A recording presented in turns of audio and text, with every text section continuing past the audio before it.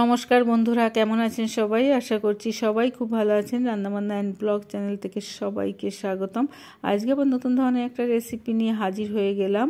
আজকে আমি তৈরি করব পুর ভরা আলুর দম। পুর ভরা আলুর দম তৈরি করার জন্য আমি 5 পিস এরকম আলু নিয়ে নিয়েছি, মিডিয়াম সাইজের আলু নিয়ে নিয়েছি। খুব ছোট আলু দিয়ে কিন্তু এটা খুব সহজেই বানানো যায় না, একটু বড় আলু হলে, মিডিয়াম সাইজের আলু হলে বেশি ভালো হয়। আর আলুর ভেতর থেকে আমি কিছুটা আলু তুলে একটা বাটির মতো তৈরি করে নিয়েছি। আমি 300 গ্রাম মতো চিকেন নিয়ে নিয়েছি। চিকেনটা আমি একটু চপ করে নেব। যেহেতু চিকেনটা কিমা করা নেই, একটু বড় বড় রয়েছে টুকরো, তাই একটু চপ করে নিলে ছোট ছোট হয়ে যাবে।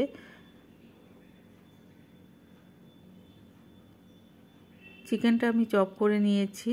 এরপর আমি যে আলুর ভেতর থেকে শাঁসটা বের করে নিয়েছিলাম, আলুর কিছুটা অংশ যেটা বাটি তৈরি করে বা বাকিটা বের করে নিয়েছিলাম, সেটাকে চপ করে নিলাম। প্যানে আমি তেল দিয়ে দিয়েছি, আলুটাকে একটু ভেজে নেব।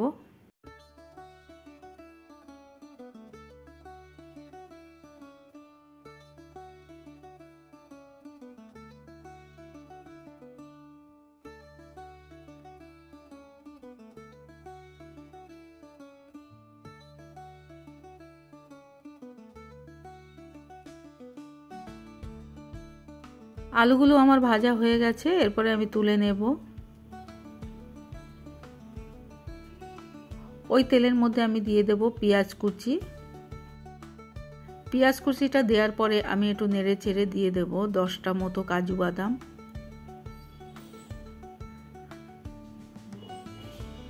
কাজু বাদামের সাথে পেঁয়াজটা একটু নেড়ে চেড়ে দিয়ে দিচ্ছি 2 চামচ মতো চারমগজ। খুব ভালো করে ভেজে নেব। দিয়ে দেব 2টো কাঁচা লঙ্কা।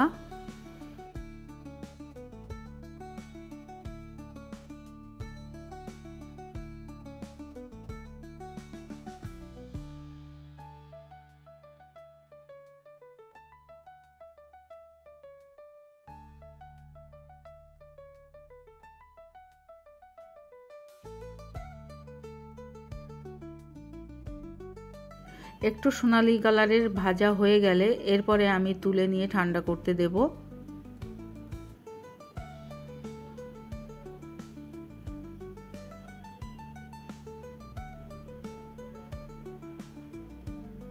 আমি ঠান্ডা করতে দিয়ে ওই তেলেই দিয়ে দিলাম মিহি করে কোচানো পেঁয়াজ, আর দিয়ে দিচ্ছি যে আলুটা আমি মিহি করে চপ করে রেখেছিলাম, সেই আলুর ভেতর থেকে যে আলুটা আমি বের করেছিলাম সেই আলুটাই আমি চপ করে দিয়ে দিলাম মাংসের কেমা। খুব ভালো করে নেড়ে চেড়ে একটু কষিয়ে নেব।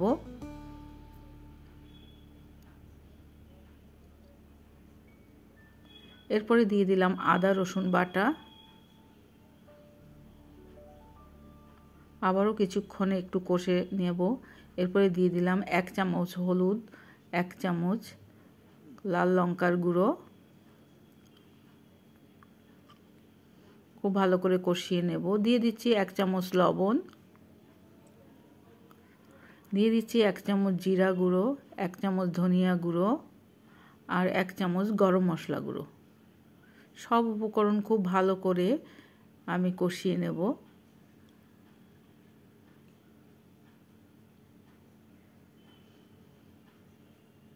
দিয়ে দিচ্ছি 2টো মতো কাঁচা লঙ্কা কুচি।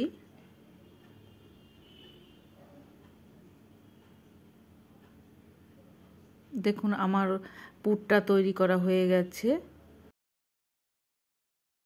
পুরটা আমার তৈরি করা হয়ে গেছে। এরপরে আমি নামিয়ে নেব, নামিয়ে ঠান্ডা করতে দেব।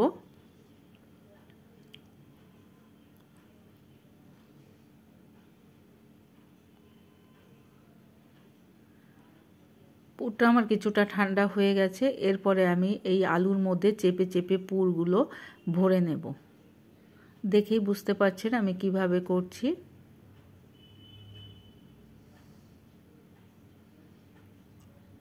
এইভাবে আমি সবকটা আলু পুর ভরে নেব।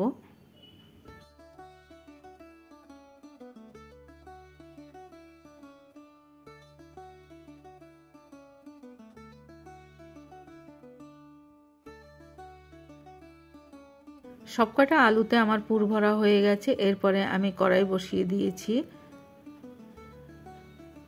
কড়াইতে দিয়ে দেব আমি 4 চামচ মতো সরিষার তেল আর 1 চামচ ঘি। ঘিটা একটু মেল্ট হয়ে গেলে যে বেটে রেখেছিলাম আগে থেকে যে মশলাটা, সেই মশলাটা দিয়ে দেব। দিয়ে খুব ভালো করে কষিয়ে নেব।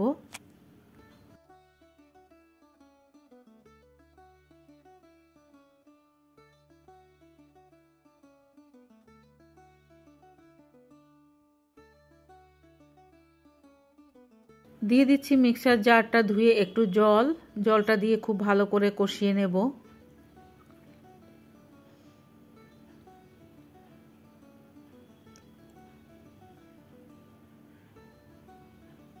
দিয়ে দিচ্ছি 2 চামচ মতো আদা রসুন পেস্ট, 1 চামচ আদা পেস্ট, 1 চামচ রসুন পেস্ট। এরপরে খুব ভালো করে কষিয়ে নেব।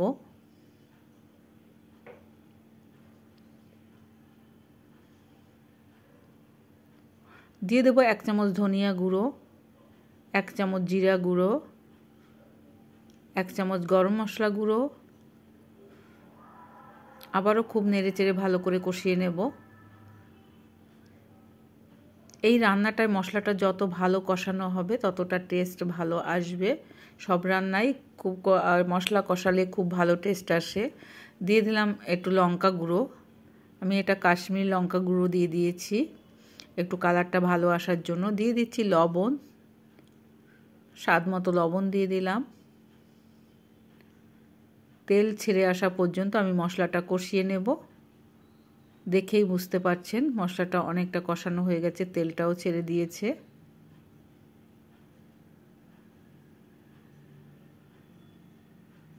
এরপরে একটু ঢেকে দিয়ে রান্না করে নেব। দেখুন তেলটা উপরের দিকে চলে এসে, ঢেকে দিলে মশলা যদি একটু ঢেকে দিয়ে এভাবে কষিয়ে নেওয়া যায়, দেখবেন তেলটা উপরের দিকে অনেকটা চলে আসে, তেলটা ছেড়ে দেয়, খুব তাড়াতাড়ি হয়ে যায়।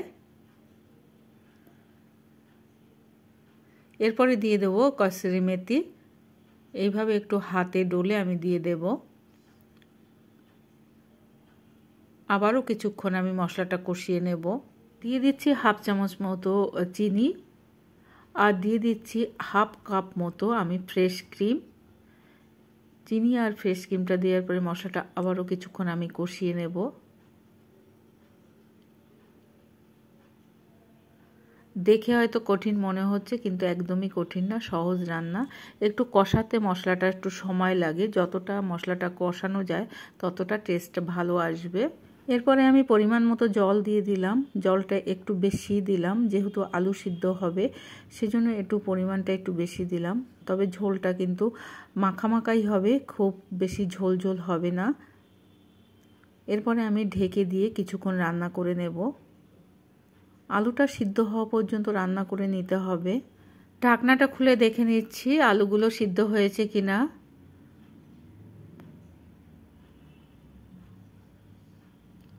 আলুগুলো আমার সম্পূর্ণ সিদ্ধ হয়ে গেছে। এরপরে আমি একটু নেড়ে চেড়ে উপর থেকে দিয়ে দেব ঘি। 1 চামচ মতো আমি উপর থেকে ঘি দিয়ে দেব। আর দিয়ে দেব 1 চামচ গরম মশলা গুঁড়ো। আবার একটু নেড়ে চেড়ে মিশিয়ে দেব। সব শেষে দিয়ে দেব উপর থেকে একটু ধনেপাতা কুচি। চিকেনের এই পুরভরা আলুর দম ভাত, রুটি, পরোটা, পোলাও সব কিছুর সাথে ভীষণ ভালো লাগে খেতে। আপনারা অবশ্যই বাড়িতে একবার ট্রাই করে দেখবেন। আর এই রেসিপিটা আপনাদের কাছে কেমন লাগলো অবশ্যই কমেন্ট করবেন। কমেন্ট করতে কিন্তু একদমই ভুলবেন না। আর রেসিপিটা যদি আপনাদের কাছে ভালো লেগে থাকে তাহলে আমার সাথে থাকার অনুরোধ রইল। সবাই খুব ভালো থাকবেন, সুস্থ থাকবেন। ধন্যবাদ।